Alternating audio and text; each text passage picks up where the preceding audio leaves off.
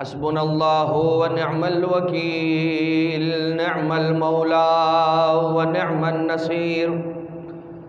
اعوذ باللہ من الشیطان اللعین الرجیم، بسم اللہ الرحمن الرحیم۔ حمدا لک یا ذا الجود والاحسان والفضل والطول والامتنان، وصلاة وسلاما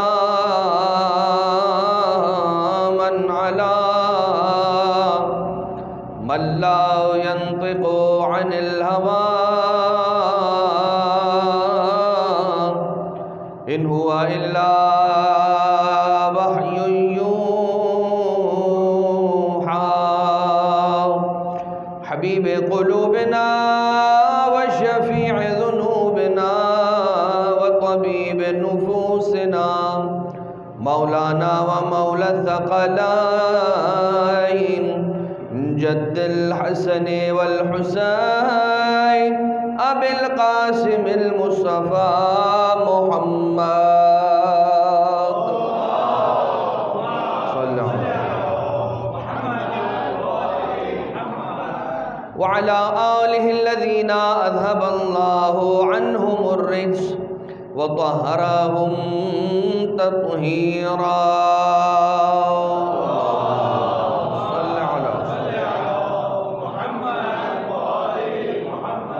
لا سيما على الإمام المنتظر والحجة الثاني عشر واللعنة الدائمة الباقية على أعدائهم ومنكري فضائلهم ومسائبهم وغاصبي حقوقهم من الأزل إلى قيام يوم الدين، أما بعد فقد قال الله تبارك وتعالى في محكم كتابه ومتقن خطابه وقوله الحق وهو أصدق القائلين، بسم الله الرحمن الرحيم، وَاجْعَلْنَاهُمْ أَئِمَّةً يَهْدُونَ بِأَمْرِنَا صلوات۔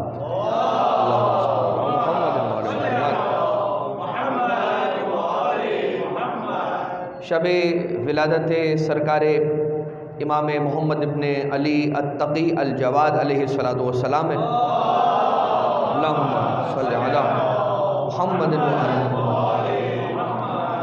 اور ہم اہل بیت اطہار علیہ السلام کے چاہنے اور ماننے والوں کا یہ امتیاز ہے اور یہ ہماری پہچان ہے کہ جب اہل بیت اطہار کے گھر میں خوشی ہوتی ہے تو ہم بھی خوشی مناتے ہیں، اور جب اہل بیت اطہار علیہ السلام کے گھر میں غم ہوتا ہے تو ہم بھی اپنی خوشیوں کو بھلا کر اہل بیت اطہار کے غم میں غمگین ہو جاتے ہیں۔ یہ جملہ میں اس لیے عرض کر رہا ہوں، ایک تو یہ کہ تذکر، کہ یہ تذکر بار بار کیا جانا چاہیے اور ممبروں سے اس کو بیان کیا جانا چاہیے کہ مودت قربا کے بہت سارے مصادیق میں سے ایک مصداق یہ ہے کہ ہم اہل بیت اطہار کی خوشی میں خوش ہو جائیں، ان کے غم میں غمگین ہو جائیں۔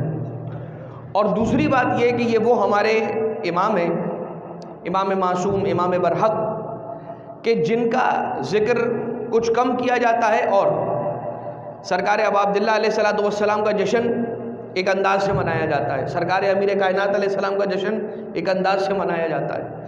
تو آج جشن منانے میں کوئی کمی واقع نہ ہونی پائے، اور جشن منانے کے لیے ہمیں افراد کی تعداد کی کثرت کی ضرورت نہیں ہے، اس لیے کہ اہل بیت اطہار علیہ السلام کے ماننے والے بالکل روشنی کی طرح سے ہیں، اگر اندھیرے میں تھوڑی سی بھی روشنی کر دیا جائے تو وہ اندھیرے کو اور گمراہی کو دور کر دیا کرتی ہے۔ لہٰذا مولا سرکار غریب الغرباء انیس النفوس شمس الشموس المدفون بارض توس سرکار علی ابن موسیٰ الرضا علیہ الاف التحیت والثناء، اللہم صلی علی محمد۔ مولا کے گھر کی خوشی اور آپ کے گھر وہ بیٹا آ رہا ہے کہ شیخ مفید نے الارشاد میں لکھا کہ سرکار مولا رضا علیہ السلام کی اولادوں میں ایک ہی اولاد بس. آقا امام رضا علیہ الصلوۃ والسلام کی اولادوں کے اعتبار سے علماء تشیع کے دو اقوال ملتے ہیں. کچھ کہتے ہیں کہ متعدد اولاد، اور زیادہ تر علماء کا یہ کہنا ہے کہ سرکار مولا رضا علیہ الصلوۃ والسلام کے یہاں پر 35 37 43 یا 47 سال مختلف روایات کے اعتبار سے آپ کے یہاں پر اولاد نہ تھی.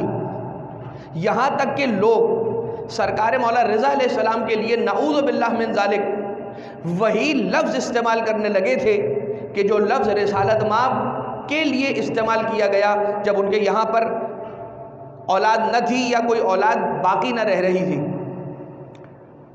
پروردگار عالم نے رسالت مآب کو نعوذ باللہ من ذالک ابتر کہنے والوں کی زبانوں کو گم کرنے کا یہ انتظام کیا کہ کائنات کی نسل چلتی ہے بیٹوں سے، اور اللہ نے اپنے حبیب کی نسل کو چلایا ہے بیٹی فاطمہ زہرا سے. ایسی بیٹی عطا کی ہے کہ جیسی بیٹی پروردگار عالم نے کائنات میں اور کسی کو عطا نہیں کی، اور وہ فضیلت بخشی ہے کہ جو کائنات کی اور کسی خاتون کو، حتیٰ کہ مادر حضرت زہرا سلام اللہ علیہ کو بھی وہ فضیلت حاصل نہیں ہے کہ جو حضرت فاطمہ زہرا سلام اللہ علیہ کو حاصل ہے. چے رسد چے بے رسد چے بسا کہ کوئی دنیا کی دوسری خاتون آ کر سیدہ سلام اللہ علیہ کا مقابلہ کرنے کی کوشش کرے گی. لہٰذا اب میں نے جناب سیدہ کا ذکر اس لیے کیا کہ بی بی کو پروردگار عالم نے وہ رسول کو تانا دینے والے جو ابتر کہنے والے نعوذ باللہ من ذالک تھے ان کو خاموش کرنے کا انتظام پروردگار عالم نے ایک بیٹی فاطمہ زہرا سلام اللہ علیہ کے ذریعے سے کیا. اور یہاں مولا رضا علیہ الصلوۃ والسلام کو جو ابتر کا تانا دیا کرتے تھے ان کی زبانوں کو خاموش کرنے کے لیے پروردگار عالم نے ایک بیٹا عطا کیا. حضرت امام محمد تقی جواد علیہ الصلوۃ والسلام کے سادات میں جتنے رضوی سادات ہیں وہ سارے کے سارے سرکار امام تقی جواد علیہ الصلوۃ والسلام کے ذریعے سے آگے بڑھے. اب جو تشارک ہے یعنی کہ جو مشترکہ بات ہے جناب سیدہ سلام اللہ علیہ میں نقطہ اشتراک اور حضرت امام محمد تقی جواد علیہ السلام میں وہ ایک لقب ہے، اور وہ لقب جناب سیدہ سلام اللہ علیہ کا کیا ہے؟ مبارکہ. بی بی کا لقب ہے مبارکہ. بی بی کے یوں تو 9 نام ہیں کہ جن 9 ناموں سے آسمانوں میں بی بی کو پہچانا جاتا ہے لیکن اور پکارا جاتا ہے، لیکن ایک بی بی کا لقب ایسا ہے کہ جس کو مبارکہ کہا جاتا ہے. یہ اور بات ہے. بسم اللہ الرحمن الرحیم. حامیم انا انزلناہ فی لیلۃ مبارکۃ. جو 15 شعبان کی شب کو آپ یہ آیت سماعت فرمائیں گے کہ حمد اس ذات کی کہ جس نے لیلہ مبارکہ میں اس قرآن کو نازل کیا. تو جہاں شب قدر کے اعتبار سے ملتا ہے کہ ماہ رمضان کی ایک شب لیلہ مبارکہ 15 شعبان کی شب کے اعتبار سے کہا جاتا ہے، لیکن اس لیلۃ مبارکۃ کی تفسیر اور تعویل اور کوئی نہیں. امام معصوم نے فرمایا ہماری دادی جدہ فاطمہ زہرا سلام اللہ علیہ ہیں. اللہم صلی علی محمد و آل محمد. اور اسی ابتدائی آیتوں کے اندر اس سورہ کی حامیم سجدہ کی ابتدائی آیتوں کے اندر سرکار امیر کائنات علیہ الصلوۃ والسلام کا بھی ذکر ہے. اسی آیت کے اندر ہم اس جانب ابھی نہیں جا رہے ہیں، لیکن جہاں پر بی بی کو لقب مبارکہ کا ملا وہیں سرکار امام تقی علیہ الصلوۃ والسلام کو مبارک کہا گیا. کب؟ یحییٰ صنعانی کہتا ہے میں مکہ گیا ہوا تھا حج کے لیے. جب میں پہنچا خدمت عالیہ حضرت امام علی ابن موسیٰ الرضا علیہ الصلوۃ والسلام میں، اللہم صلی علی محمد و آل محمد.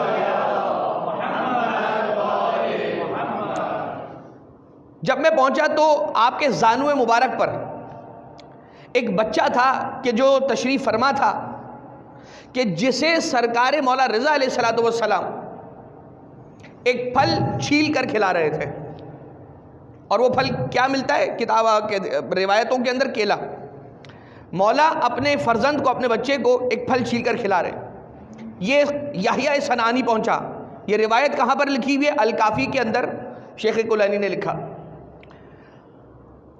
پہنچے اور پہنچنے کے بعد راوی یہ کہتا ہے کہ میں نے سرکار امام رضا علیہ الصلوۃ والسلام سے براہ راست یہی سوال کیا یحییٰ صنعانی نے کہ مولا کیا یہی وہ بچہ ہے کہ جسے آپ نے مبارک کہا ہے؟ کیا یہی وہ بابرکت بچہ ہے؟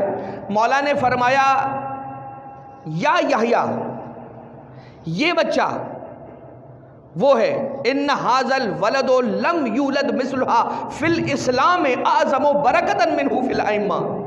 یاد رکھنا، اسلام میں کوئی بچہ اس بچے سے زیادہ ایسا بڑی عظمتوں والا پیدا نہیں ہوا ہے کہ جسے پروردگار عالم نے ہم ائمہ میں سے ہمارے شیعوں کے لیے سب سے زیادہ برکت والا قرار دیا ہو۔ اعظم برکتاً لشیعتنا، لہذا وہاں پر جناب سیدہ مبارکہ ہیں، یہاں پر حضرت امام تقی جواد علیہ السلام آپ مبارک ہیں اور بابرکت ہیں۔ کہیں پر یوں ملتا ہے کہ مولا رضا علیہ السلام گود میں لے کر بیٹھے ہوئے اور چومتے جاتے ہیں اور اپنے بچے کو پیار کرتے جاتے ہیں اور کہتے جاتے ہیں خدا کی قسم ہم ائمہ میں سے اس سے زیادہ بابرکت نہیں۔ لیکن سارے ہی ہمارے ائمہ اطہار علیہ السلام بابرکت، لیکن جو لقب مبارک یا اعظم و برکتاً ملا ہے سرکار مولا امام تقی جواد علیہ السلام کو، کیا وجہ؟ ایک وجہ یہ ہو سکتی ہے، سب سے کم سنی کے اندر ابھی تک کے سلسلے میں جو ائمہ تشریف لے کر آئے، عمر کے ایک حصے میں پہنچ کر منصب امامت پر فائز ہو رہے ہیں بظاہر، ورنہ تو دنیا میں تشریف لے کر آتے ہیں، آنے کے بعد کچھ پڑھ لکھ کر قابل بن کر امام نہیں بنتے، دنیا میں آ کر امام نہیں بنتے، امام بن کر دنیا میں آتے ہیں، امام دنیا میں آتے ہیں۔ البتہ 8 سال کی عمر مبارک میں سرکار تقی جواد علیہ السلام بظاہر منصب امامت پر تشریف لے کر آئے اور ان ذمہ داریوں کو سنبھالا اپنے بابا امام رضا علیہ السلام کی شہادت کے بعد۔ اور کئی ایک افراد ایسے تھے کہ جو یہ گمان کرتے تھے کہ یہ بچہ یہ امام ہے، یہ عالم ہے، یہ علم رکھنے والا ہے، یہ ہمارے سوالوں کے جوابات دے گا۔ ایسے واقعات تاریخوں کے اندر موجود ہیں۔ تو آقا کی برکات میں سے ایک برکت یہ کہ لوگوں پہ واضح کر دیا پروردگار عالم نے کہ میری بارگاہ سے آنے والا عمر کی قید میں مقید نہیں ہوتا، بلکہ جس وقت آتا ہے وہ اس وقت کائنات کا امام ہوتا ہے، اور اگر کوئی بات کہہ دے تو کائنات کے ذرے ذرے پر اس کی اتباع کرنا واجب ہوتا ہے۔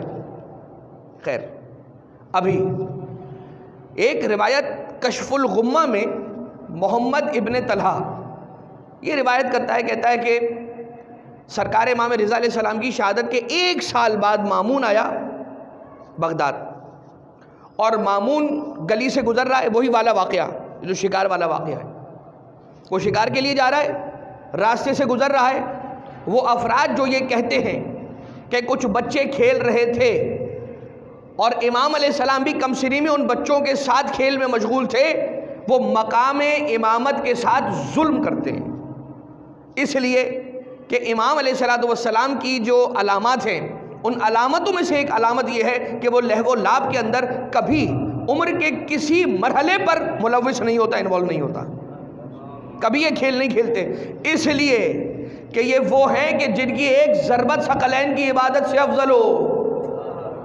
جن کا حرکت کرنا، جن کی سکونت میں آ جانا، جن کا ٹھہر جانا، جن کا کھڑا ہو جانا، جن کا بیٹھ جانا، ہر شے سنت بن رہا ہے، ہر شے حجت بن رہا ہے۔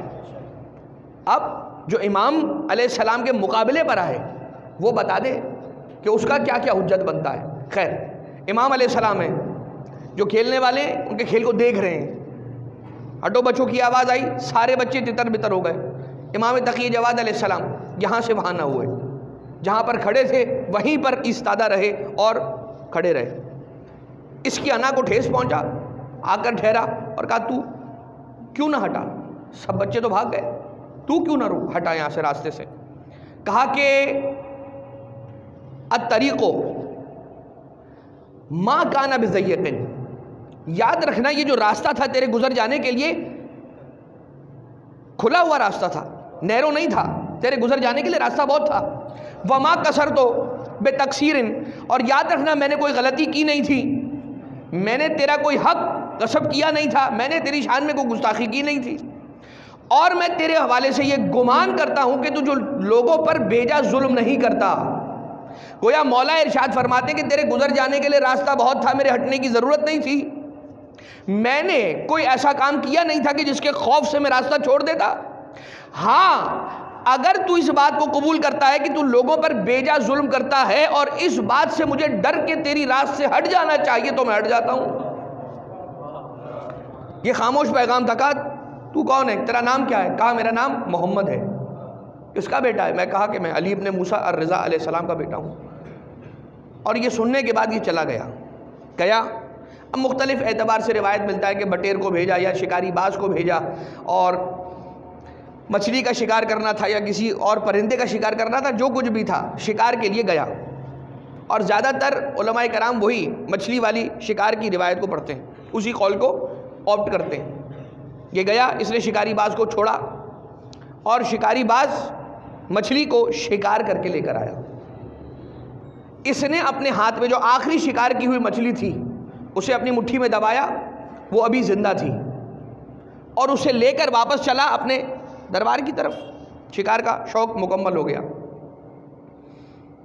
جب واپس پلٹا تو دیکھا سرکار امام تقی جواد علیہ السلام وہیں پر ابھی بھی کھڑے ہیں کہ جہاں پر وہ چھوڑ کر گیا تھا. پھر رکا اور رک کر کہتا ہے کہ ذرا یہ بتانا کہ میری مٹھی میں جو بند شے ہے وہ کیا ہے. امام علیہ السلام کے لیے تو بہت آسان ہے, کیا چیز ہے یہ بتانا کہ تیری مٹھی میں کیا ہے. وہ امام تقی جواد علیہ السلام جو اپنے بابا کی شہادت کے بعد مسجد نبوی میں خطبہ ارشاد فرماتے ہوئے کہتے ہیں, ایھا الناس انا محمد ابن علی انا التقی الجواد ابن الرضا.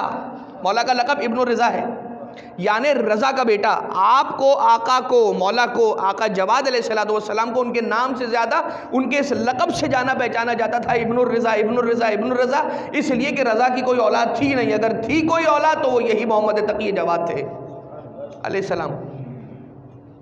کہتے ہیں کہ انا اعلم علم انساب الناس فی صلبہ, میں تمہارے صلبوں میں پل رہے اس وقت جو بچے ہیں ان کے بھی اعتبار سے علم رکھتا ہوں, یعنی کہ ان کا رزق کتنا ہے جانتا ہوں, ان کی عمریں کتنی ہے جانتا ہوں, ان کا نام کیا ہوگا جانتا ہوں, وہ حق پر رہیں گے یا نہیں یہ جانتا ہوں. اور اس کے بعد آقا نے فرمایا کہ جو میں کہوں وہ ہو جائے. اور پھر ایک طویل خطبہ ہے. تو آقا کے لیے کیا مشکل ہے, وہ تو انصاب انسان کو جاننے والے کہ جو انسانوں کے صلبوں کے اندر ابھی موجود ہیں ان کا علم رکھنے والے. تو مٹھی میں جو بند ہے اس کا کیا ہے, کیا حیثیت کیا ہے اس کی. آقا نے فرمایا کہ پروردگار عالم نے اپنے سارے بندوں میں سے کچھ لوگوں پہ فضل فرمایا اور انہیں دوسروں پر حکومت دی اور دوسروں کو رعایا بنایا ان کا. جب وہ حکومت میں آئے تو ان کے دلوں میں شوق پیدا ہوا شکار کرنے کا. وہ اپنے بادشاہی پروٹوکول کے ساتھ دربار سے نکلے اور شکار کرنے کے لیے گئے. جب شکار کر کے مچھلی کو لے کر آئے ہیں ان کا شکاری باز چلا. جب شکاری باز چلا نظروں سے اوجھل ہو گیا. جب واپس نظر آیا تو اس کی چونچ میں ایک زندہ مچھلی چھپی ہوئی تھی. جب وہ مچھلی آئی ہے تو بادشاہ نے اپنے ہاتھوں میں دبائی, اور جب شوق کے شکار مکمل کر کے اس شکار شدہ مچھلی کو مٹھی میں دبایا ہے, دربار جاتے جاتے ہم اہل بیت اطہار علیہ السلام کے بچوں کا امتحان لینے کی کوشش کر رہا ہے اور پوچھ رہا ہے بتا میری مٹھی میں کیا بند ہے. یا علی یا علی, ان اللہ خلق اسماک الاحیاء فی بحر قدرت, پروردگار عالم نے اپنے قدرت کی بحروں میں دریاؤں کے اندر زندہ مچھلیوں کو خلق کیا. اور کچھ سلطان آتے اور وہ ان کا شکار کرتے ہیں, اور ہم سادات ائمہ باہرہ یعنی جو حق پر امام بنا ہے اس امام کا امتحان لیتا ہے اپنی مٹھی میں وہ شے بن کر کے. اچھا جب یہ بات ہو گئی تو اس نے طے کیا کہ اب کیا کرنا ہے. اب وہ کیا یہی سمجھ رہا ہے کہ کم سن ہے تو انہیں اپنے دربار میں لے آؤ, اپنے دربار میں ان کی تربیت کر لو. جب ان کی تربیت پرورش ہمارے دربار میں ہو جائے گی تو یہ ویسے ہی سوچیں گے جیسے ہم چاہتے ہیں, وہی کھائیں گے جو ہم کھاتے ہیں, ویسے ہی بڑے ہوں گے جیسے ہم چاہتے ہیں, اس کے بعد ویسے ہی فیصلے کریں گے جیسے ہم چاہتے ہیں. تو وہ یہ سمجھ رہا تھا کہ شاید میں انہیں اپنے دربار میں لے جا کر انہیں حق سے عدول کروا دوں گا. نعوذ باللہ من ذالک. حالانکہ وہ یہ سمجھ نہیں رہا تھا کہ یہ امام ہیں، ہوں گے نہیں ہیں۔ تو یہ سمجھ رہا ہے کہ ہم ان کے، اچھا یہ سب کچھ معلوم ہے، جب یہ سب کچھ پتہ ہے لوگ کہتے ہیں وہ تو جانتے ہی نہیں تھے امام کو اس لیے انہوں نے ایسے کیا۔ نہیں، بہت اچھے سے جانتے تھے کہ یہ امام برحق ہیں۔ کوئی اس دھوکے میں نہ رہے کہ کہا غلطی سے زہر دے دیا، نہیں، غلطی سے کوئی زہر نہیں دیا۔ جانتا ہے کہ یہ معصوم ہیں، جانتا ہے کہ ان کی اطاعت مجھ پر واجب ہے، جانتا ہے کہ یہ حجت اللہ فی الارض ہیں، جانتا ہے کہ امام یہ وہ امام ہے کہ جو رسول کا حقیقی سچا جانشین ہے، پھر بھی ان کو زہر دیتا ہے۔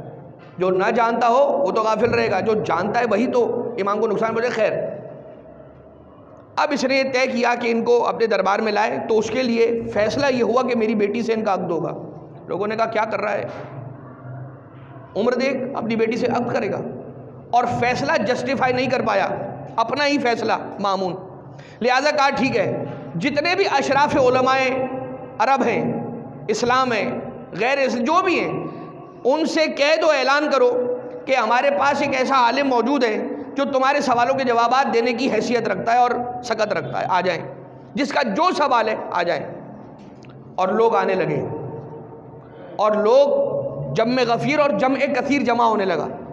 دربار میں ایک محفل ہوئی، اور اس محفل میں سرکار امام تقی جواد علیہ السلام سوالوں کے جوابات دیتے رہے۔ مختلف اعتبارات سے ملتا ہے، کہیں پر ملتا ہے کہ الگ سے محفل تھی جس میں یوں ہوا، اور کہیں پر ملتا ہے کہ اسی محفل کا وہ احوال ہے کہ 3 دن تک یہ محفل چلی، اور 3 دن میں 30,000 سوالوں کے جوابات سرکار امام تقی جواد علیہ السلام نے عنایت فرمائے۔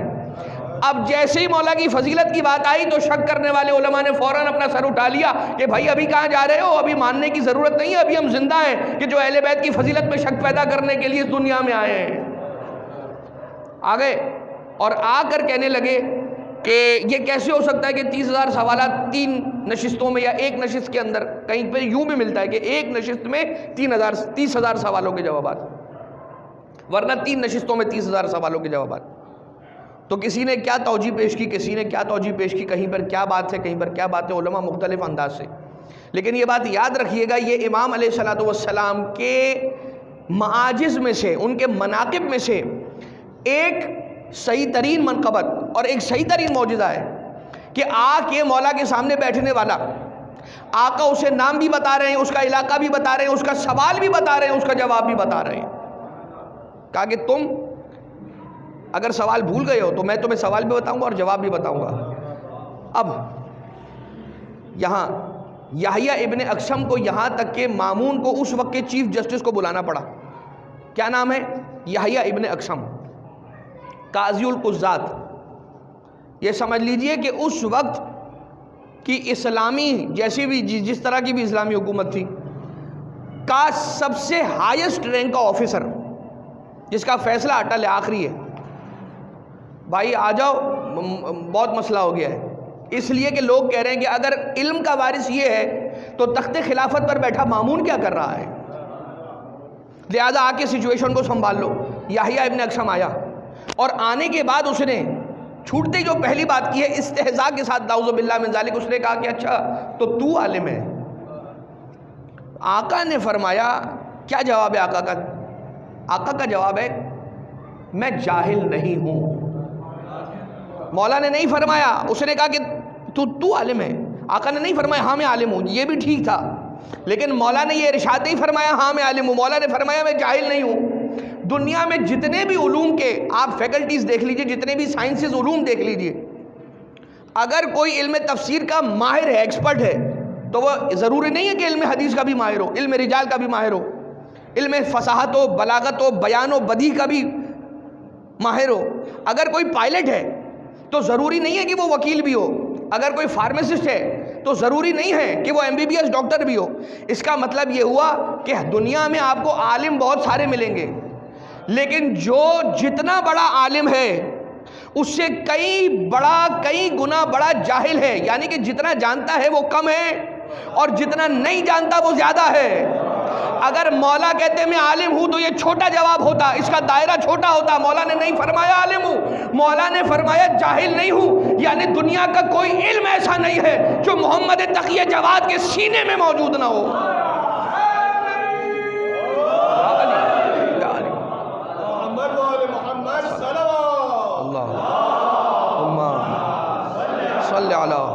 محمد۔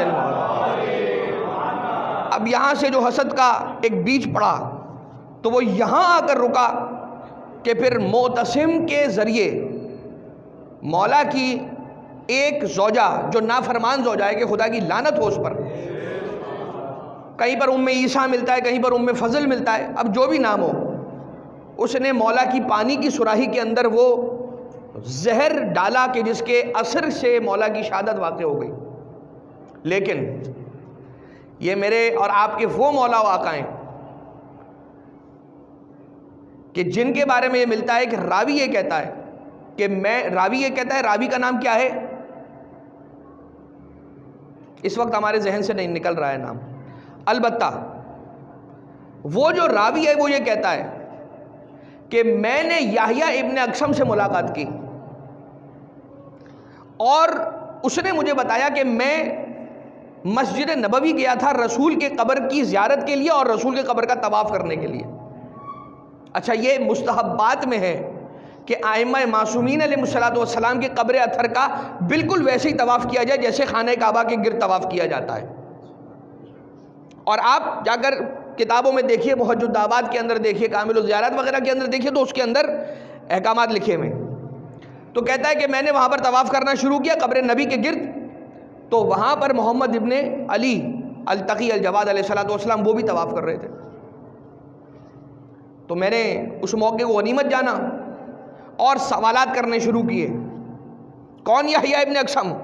یہ وہی یحییٰ ابن اقسم ہے کہ جو ابھی آقا سے کہہ رہا ہے کہ تو عالم ہے، یہ اور وہ جو بھی ساری باتیں تھیں۔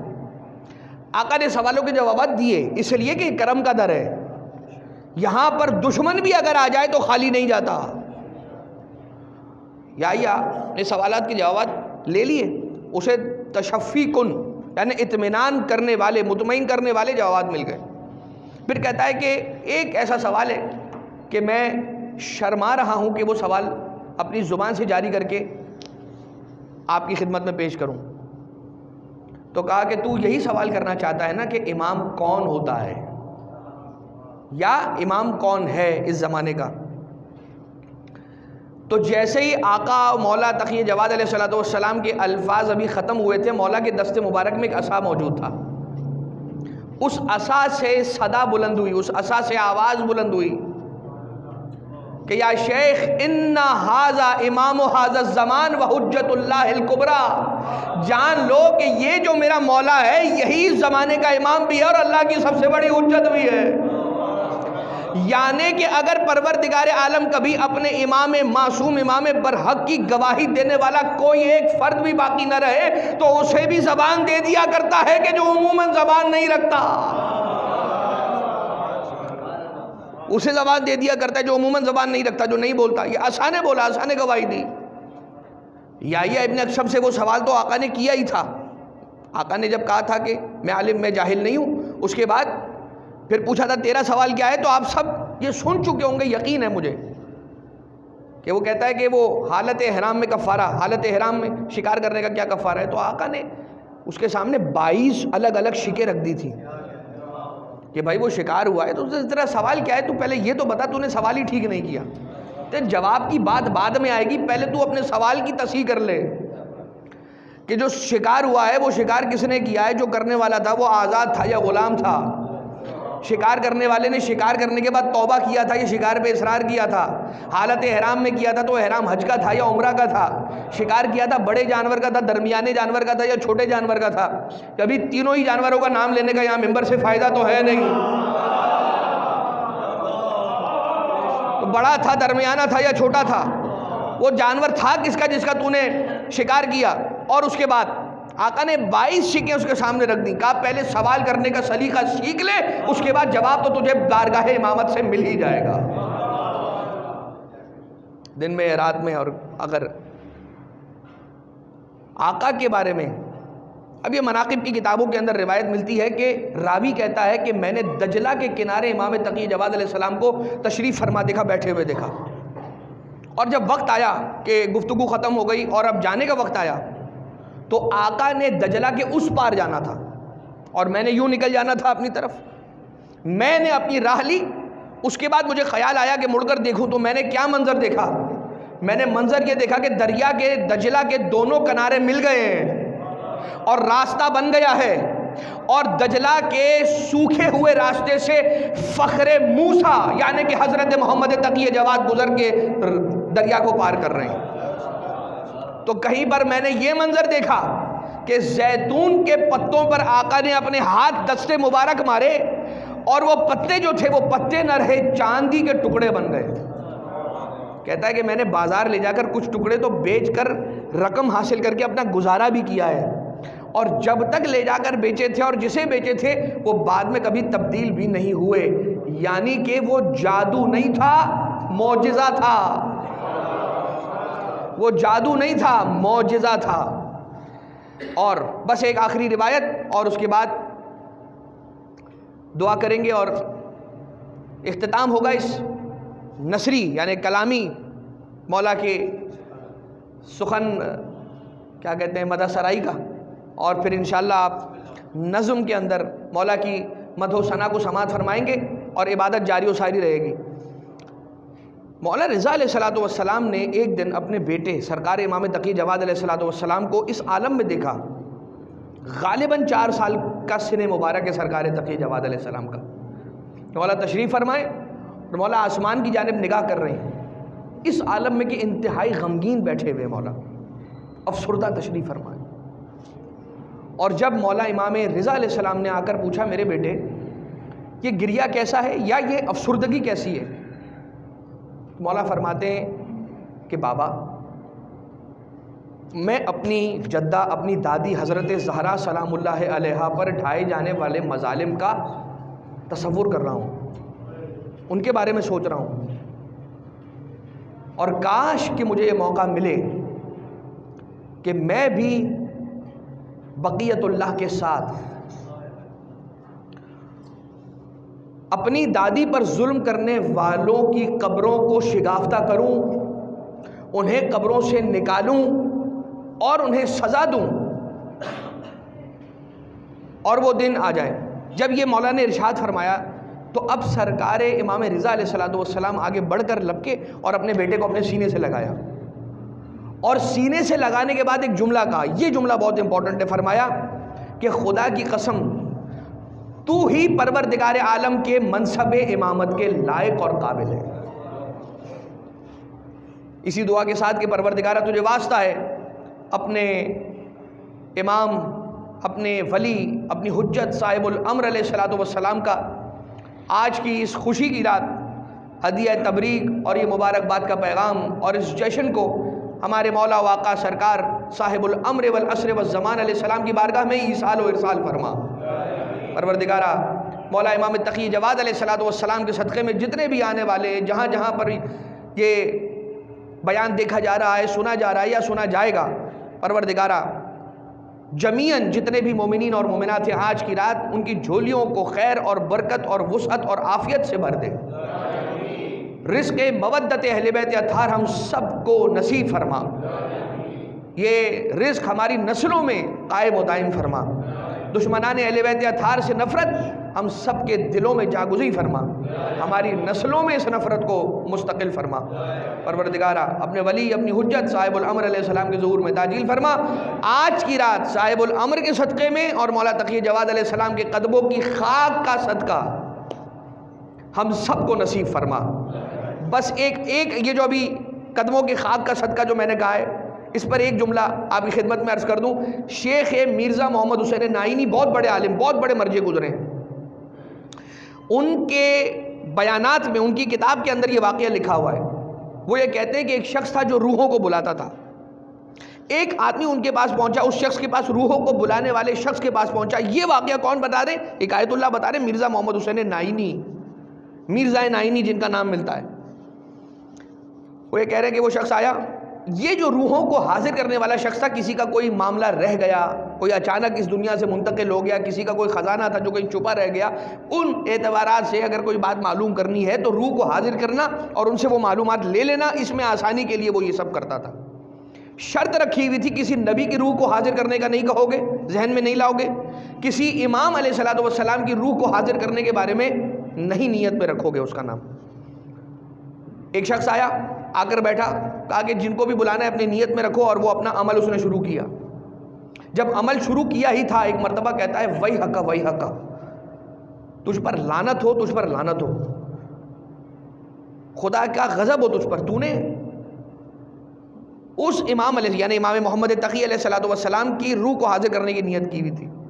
کہا تجھے شرم نہیں آتی امام تقی جواد علیہ السلام کی روح کو حاضر کرنے کی نیت لے کر بیٹھا بھائی یہاں، وہ کہ یتمنا سلیمان ابن داؤد ان یتکحل تراب مقدمہ فی عینہ، کہ تو اس کی شان میں گستاخی کر رہا ہے کہ جس کے قدموں کی خاک کو حضرت سلیمان ابن داؤد اپنی آنکھوں کا سرما بنانا چاہتے ہیں، جن کے قدموں کی خاک کو حضرت سلیمان ابن داؤد اپنی آنکھوں کا کاجل بنانا چاہتے ہیں. لہذا یہ جملہ آیت اللہ مرزا نائینی کا، پروردگار ہم سب کو خاک قدم حضرت صاحب الامر علیہ السلام کا صدقہ نصیب فرما. ایک سارے مل کر بلند سے بلند آواز میں درود بھیجیں محمد و آل محمد پر.